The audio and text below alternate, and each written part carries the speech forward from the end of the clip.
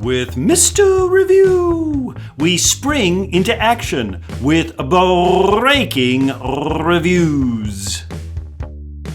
Hello, folks, it's Mr. Review, and we're still talking about campaigns and elections. A linkage institution.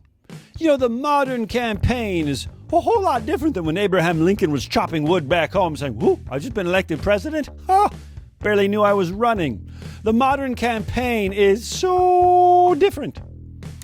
First of all, you need a huge staff of professional consultants. You know, media consultants, issue consultants, fundraising consultants, handlers, hair and makeup, someone who's doing all those activities, mobilizing volunteers in all your local offices. Whoo! Professional consultants were the first major step in building a modern campaign. But let's not forget about that invisible primary. You know, the early primary.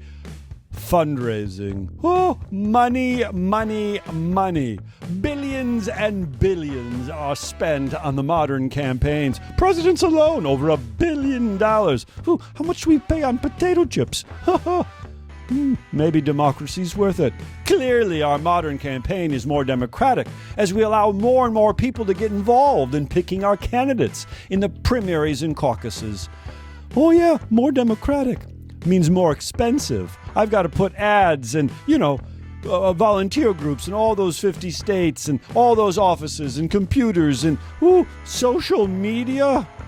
Makes for a long campaign. The modern campaign, much, much longer. Some nations, limit how long their campaigns can be. Only a month, only 6 weeks. But here in America, we talk about the permanent campaign. So let's just review. The modern campaign, more democratic, requiring more and more professional consultants, more and more fundraising, and longer campaigns. Spring into action with breaking review.